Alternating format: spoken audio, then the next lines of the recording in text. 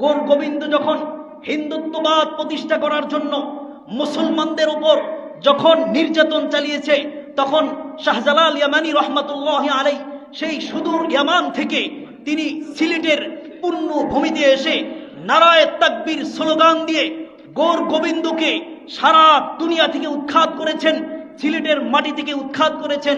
আমরাও বলে দিতে চাই, ইসকন যদি গৌর গোবিন্দর ভূমিকায় যদি জমিনের মধ্যে যদি নামে, বাংলাদেশে যদি অপতৎপরতা যদি সৃষ্টি করে, তাহলে আমরাও শাহজালাল ইয়ামানি রহমাতুল্লাহি আলাইহির ভূমিকায় নেমে তাদেরকে উৎখাত করে ছাড়বো ইনশাআল্লাহ।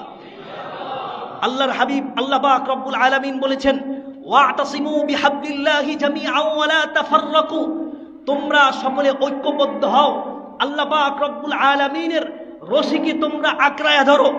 আল্লাহ পাক রব্বুল আলামিন বলেছেন, লাতাজিদান্না আশাদ্দান নাসি আদাওয়াতাল লিল্লাযীনা আমানু আদাওয়াতাল লিল্লাযীনা আমানুল ইয়াহুদা ওয়াল্লাযীনা আশরাকু, মানুষদের মধ্যে যারা ইহুদি, যারা মুশরিক, তারা মুসলমানদের পরম শত্রু। কিন্তু আজকে আমরা শত্রুকে ভুলে গেছি, আমরা নিজেরা আমরা দূরত্ব সৃষ্টি করে নিজে আরেকজনকে আরাম মুসলিম ভাইকে প্রতিপক্ষ বানায় নিছি। কথা বলেন ঠিক কিনা? অথচ আল্লাহ পাক রব্বুল আলামিন বলেছেন, ওয়াতাসিমু বিহাবলিল্লাহি জামিআ ওয়া লা তাফাররাকু, তোমরা সকলেই আল্লাহর রশিকে আঁকড়ায় ধরো, তোমরা পার্থক্য হয় না।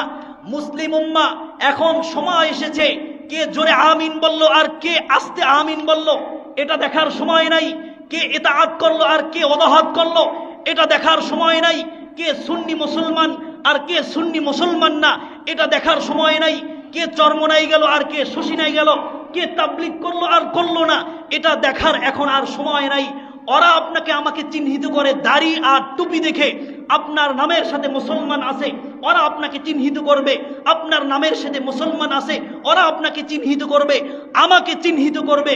সুতরাং সমস্ত ভেদাভেদ ভুলে গিয়ে ওয়াতাসিমু বিহাবলিল্লাহি জামিআ এই আয়াতকে বুকে ধারণ করে তাআলাউ ইলা কালিমাতি সাওয়াইন বাইনানা ওয়া বাইনাকুম, এক কালিমা পতাকা তলে আসার সময় এখন এসেছে। কথা বলেন ঠিক কিনা?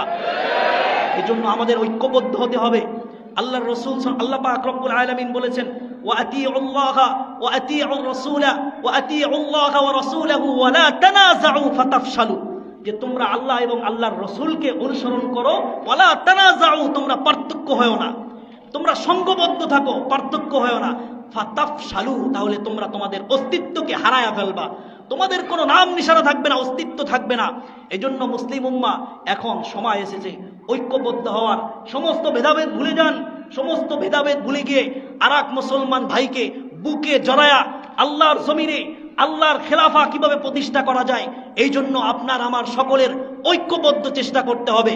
কাফের মুশরিকরা মনে করেছে মুহাম্মদ চলে গিয়েছে, দিন শেষ হয়ে গেছে। না, মুহাম্মদ যাওয়ার পরেও দিন বাকি ছিল, ওমর যাওয়ার পরেও, আবু বকর রাদিয়াল্লাহু তাআলা আনহুর ইন্তিকালের পরেও দিন বাকি ছিল, ওমর রাদিয়াল্লাহু তাআলা আনহু শহীদ হওয়ার পরেও দিন বাকি ছিল, ওসমান আলী শহীদ হওয়ার পরেও দিন বাকি ছিল, চার ইমাম চলে যাওয়ার পরেও দিন বাকি ছিল, সমস্ত সালফে সালিহিন চলে যাওয়ার পরেও দিন বাকি ছিল, এখনো দিন বাকি আছে। এই দিন কিয়ামত পর্যন্ত বাকি থাকবে। তারা তাদের মুখের ফুৎকার দিয়ে দিনের আলোকে নিভিয়ে দিতে চায়। আমরা বলতে চাই, আমাদের প্রত্যেকটা রক্ত কণা থেকে এমন এমন সন্তান জন্মগ্রহণ করবে যারা ইসলামের ঝান্ডাকে প্রতিষ্ঠা করে ইনশাআল্লাহ দুনিয়া থেকে বিদায় নেবে। কথা বলেন ঠিক কিনা? আল্লাহ পাক রব্বুল আলামিন আমাদের সকলকে ঐক্যবদ্ধ হয়ে একসাথে গলায় গলায় কাজ করার তৌফিক দান করুক। সমস্ত ভেদাভেদ ভুলে গিয়ে মুসলিম উম্মাহ এক কাতারে আসার তৌফিক দান করুক। আল্লাহ পাক রব্বুল আলামিন সকলকে কবুল করেন, আমিন। ওয়া আখির দাওয়ানা আলহামদুলিল্লাহি রাব্বিল আলামিন। যারা কবলাল জুমা 4 রাকাত সুন্নাত পড়েনি, 4 রাকাত সুন্নাত আদায় করেন।